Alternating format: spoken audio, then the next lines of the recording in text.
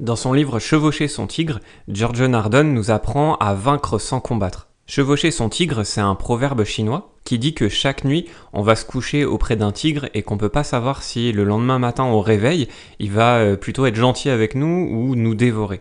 Et ça, c'est une image de la relation qu'on a avec nous-mêmes et avec nos propres limites. Chevaucher son tigre aussi, évidemment, ça paraît impossible, mais c'est une illustration de l'idée un petit peu principale du livre qui est de résoudre des problèmes compliqués avec des solutions simples, mais qui sont pas forcément évidentes d'un premier abord.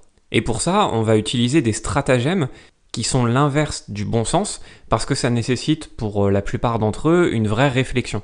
Pour te donner un exemple concret tout de suite, l'auteur nous parle d'une tentative de suicide dans le Danube dans les années 30. Le gendarme, alerté par les cris des passants, va voir ce qui se passe, constate qu'il y a une personne qui est en train de se noyer, sort son fusil et lui dit « Sors ou je tire ». Ça paraît improbable, mais c'est ce qu'on appelle une action paradoxale, et ça a marché, puisque la personne en fait est sortie de l'eau, et même si comme ça d'un premier abord on se dit c'est vraiment très con, parce que le gars avait pour but de se suicider, et il cède à une menace d'être tué, mais c'est finalement un stratagème qui est illustré aussi dans le livre, qui est d'éteindre le feu en ajoutant du bois. Donc tu vois que le bon sens n'a rien à voir là-dedans, et que le livre est truffé de subtiles habiletés, comme le dit l'auteur, pour pouvoir faire face à tout type de situation. Et pour finir cette introduction, l'auteur nous cite Aldous Huxley, qui dit que la réalité n'est pas ce qui nous arrive, mais ce que nous faisons avec ce qui nous arrive. Pour devenir ce que l'auteur appelle un sage guerrier persuasif, il faut étudier 3 arts du stratagème. Le premier étant l'art de la métisse, qui est un art provenant de la Grèce, et qui allie astuce, audace et habileté.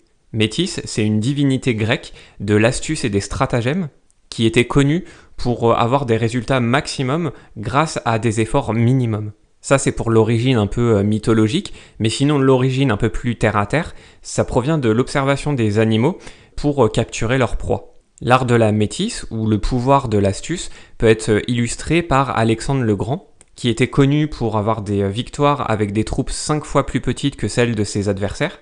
Et par exemple, une astuce qu'il a eue lors d'un des combats, c'est de brûler les navires de ses combattants. Donc une fois arrivés sur le champ de guerre, ces soldats n'avaient plus le choix, puisque de toute façon ils ne pouvaient pas revenir en arrière, donc leur seule solution pour survivre, c'était de gagner la guerre. Et c'est comme ça qu'il a pu gagner un certain nombre de guerres, c'est en transcendant ces soldats. Alors cet art aussi ne repose pas sur une idéologie, c'est plutôt une sagesse pratique qui est caractérisée par le fait que cette intelligence d'esprit est complètement indépendante de tout pouvoir, et notamment de tout pouvoir religieux. Ce qu'il faut savoir, c'est que cet art de la métisse était considéré comme un art hérétique, mais que si on reprend l'étymologie du mot hérétique, ça veut dire possibilité de choix.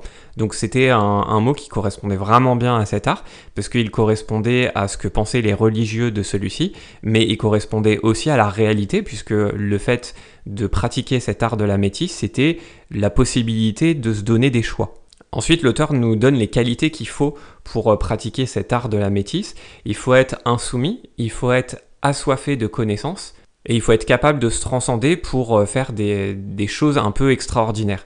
Alors extraordinaire pas forcément au sens de faire des exploits limite inhumains, non, au contraire c'est plutôt de faire des choses qui sortent juste de l'ordinaire, c'est-à-dire qui sortent de la moyenne. On finit cette partie avec une citation d'Albert Einstein qui disait « Lorsqu'une personne intelligente réussit à trouver une aiguille dans une botte de foin, elle s'arrête, satisfaite, alors que le génie, lui, continue à chercher pour en trouver une seconde, une troisième et éventuellement une quatrième. » Donc pour être, alors pas forcément un génie, mais pour essayer d'être un peu plus astucieux dans sa vie, il faut remettre en cause les normes et penser autrement. Ensuite, le deuxième stratagème, c'est l'art de la guerre. L'origine de cet art, c'est la Chine, et l'objectif, c'est de vaincre avec le minimum d'efforts.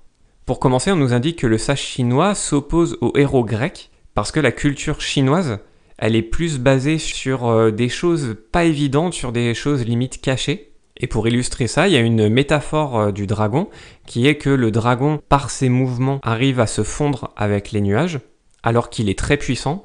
Donc il y a ce côté-là un petit peu de cacher sa puissance et de rester discret. Ensuite, on nous dit, en se basant sur l'auteur Lao Tse, que l'unique constante est le perpétuel changement. Finalement, la seule chose qui ne change jamais, c'est le changement. Donc face à ça, on n'a pas d'autre choix que de s'adapter. Et pour ça, on peut avoir en tête l'exemple de l'eau qui vient à bout de tout parce qu'elle s'adapte à tout. Sous l'effet de la chaleur, elle peut s'évaporer. Sous l'effet du froid, elle va se figer en glace. Elle peut se mouvoir, elle peut rester en place. Elle peut s'écouler tranquillement comme elle peut faire des ravages. Et d'ailleurs, en parlant d'eau, on peut prendre l'exemple de Hugh le Grand, qui, face à des problèmes d'inondation dans sa cité, a décidé de ne pas faire comme ses aïeuls, qui construisaient des digues à chaque fois pour essayer de barrer l'eau et d'éviter les inondations. Lui, ce qu'il a fait, c'est qu'il a construit des tranchées. Et résultat, l'inondation qu'il y a eu juste après, comme les tranchées étaient construites autour de la cité, l'eau tout simplement a fait le tour de la cité et rien n'a été détruit. Mais en plus, il a fait construire des moulins tout autour de ces tranchées, ce qui fait que finalement, d'un problème, on est arrivé à un bénéfice, puisqu'on est passé du problème de dès qu'il y a une inondation, toutes nos constructions sont détruites, à dès qu'il y a une inondation, déjà pas de problème au niveau de nos constructions, et puis on a nos moulins qui sont alimentés. Donc finalement, on est passé d'un problème de confrontation de l'énergie, avec à chaque fois une défaite, à une absorption de l'énergie de l'eau pour en faire une force. Et donc ça illustre bien la finalité de l'art de la guerre qui est de vaincre sans combattre, être sûr de sa force, mais sans vouloir le combat. Cette philosophie malheureusement a été mise à mal par Mao, puisqu'une philosophie basée sur la connaissance et sur l'habileté stratégique, ça entraîne de la méfiance des pouvoirs, qu'ils soient politiques ou religieux. Mais heureusement, ce savoir échappe au contrôle, puisque, je cite l'auteur, « la fidélité à la connaissance stratégique rend infidèle à toute orthodoxie ». Là, ce qu'il nous dit, c'est que plus on apprend, et dans des domaines divers, plus il est impossible pour nous de s'enfermer dans un dogme, qu'il soit politique ou qu'il soit religieux, parce qu'on se rend compte de la diversité des savoirs, et que la diversité de ces savoirs s'auto-alimente, et nous permet de voguer de stratagème en stratagème pour être à la fois un sage et un guerrier. Le troisième type de stratagème, c'est l'art de la persuasion. Là, c'est plus une vue occidentale de la chose qui a pour objectif d'induire le changement, à la fois pour soi-même et pour les autres. Alors d'abord, on constate que la parole est un véritable pouvoir. Avec la parole, tu peux calmer une peur, tu peux susciter une joie, et force est de constater que la communication est partout. Le langage, c'est la base de toute interaction entre deux personnes. Donc par notre façon de parler ou de communiquer, forcément on influence les autres et on est nous-mêmes influencés par les autres. Et donc partant de ce constat, l'art de la persuasion, une bonne définition pourrait être amener l'autre à changer d'opinion et de comportement. Et ça, c'est un pouvoir qui est très convoité depuis toujours, et qui est très dangereux puisque on peut l'illustrer par exemple avec Mussolini qui, pour diffuser le fascisme, a utilisé des consultants en psychologie des foules qui lui ont permis d'endoctriner une bonne partie de la population italienne de l'époque. Et donc on voit bien que cet art de la persuasion est quelque chose de très dangereux si ça tombe dans de mauvaises mains. Mais l'auteur nous rappelle que c'est juste un outil, et cet outil devient dangereux seulement si on le laisse aux puissants. Aujourd'hui, même si on prend des exemples moins graves peut-être que celui de Mussolini, il y a des dangers aujourd'hui, par exemple avec l'essor de la publicité, avec un discours politique qui est peut-être de plus en plus, c'est mon avis perso, de plus en plus creux sur le fond, mais de plus en plus axé sur cet art de la persuasion.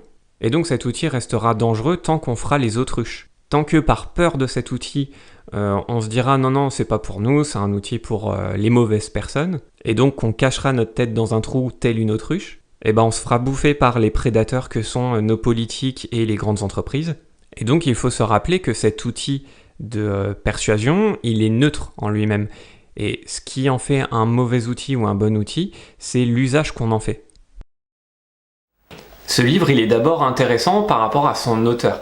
Giorgio Nardone, c'est un psychologue, représentant de la thérapie brève stratégique et dans la lignée de l'école de Palo Alto. Donc tout ça, si ça te parle pas trop, c'est moi un courant qui m'intéresse et je pense que je vais lire d'autres livres sur ce sujet parce que le peu que j'ai lu pour l'instant, donc j'ai lu celui-là, mais j'ai aussi commencé à lire d'autres trucs, des petits bouquins un peu dans le même genre comme Faites vous-même votre malheur ou d'autres dont je parlerai sur la chaîne. Et c'est un auteur qui nous permet de commencer à nous intéresser à tout ça de façon assez ludique et assez facile, puisque la théorie, quand il nous l'expose, elle est assez accessible et il nous donne beaucoup d'exemples concrets et très faciles à lire. Et ce livre, il est intéressant parce qu'il peut nous servir directement dans nos vies quotidiennes. Si on creuse un peu tout ce que l'auteur nous raconte, on peut devenir moins manipulable, on peut aussi changer plus facilement et éventuellement faire changer les autres. Mais bien sûr en positif, le but c'est pas de manipuler les gens à des fins qui les arrangeraient pas eux et qui nous arrangeraient nous. Non, le but c'est pas de partir sur ce genre de délire. C'est après tu fais ce que tu veux évidemment, mais en tout cas pour ma part, c'est de se dire que je peux effectuer des changements dans ma vie, que je peux éventuellement induire le changement chez d'autres personnes, mais pour mon bien et puis pour le bien des personnes aussi. Quelqu'un qui a appliqué ce principe d'induire le changement chez les autres sur la base d'un petit peu ces principes-là, c'est Olivier Lafay. Je sais pas si tu connais, c'est un auteur qui a fait une méthode de musculation et qui a la particularité de s'être beaucoup inspiré de ces philosophies plus orientales et basées sur la psychologie du changement. Donc tu vois que ce type de savoir un peu généraux peut être appliqué à des domaines très spécifiques comme là par exemple la transformation physique. Donc après à toi de te questionner puis de te demander ce type de savoir dans mon quotidien à moi par rapport à mes objectifs à moi, comment je peux les appliquer. Une petite précision aussi sur la structure du livre. Là, ce que je t'ai présenté, c'est un petit peu les trois traditions, les trois arts pour résoudre des problèmes compliqués. Mais dans le livre, suite à cette présentation, tu as 13 stratagèmes concrets qui appliquent tout ce qu'on a appris dans ces trois parties, et avec des titres assez évocateurs comme tuer le serpent avec son propre venin, ou encore faire monter l'ennemi au grenier puis retirer l'échelle. J'espère que cette présentation t'a plu et que ça t'a incité à lire ce bouquin qui est vraiment très très bon. Donc Chevaucher son tigre, j'espère que ça t'a donné envie de le lire, et si tu l'as déjà lu, laisse-moi un commentaire en dessous de la vidéo, ça m'intéresserait de savoir ce que toi t'en as pensé. Et je te dis à demain pour la dernière vidéo du défi 7 livres en 7 jours. Ciao.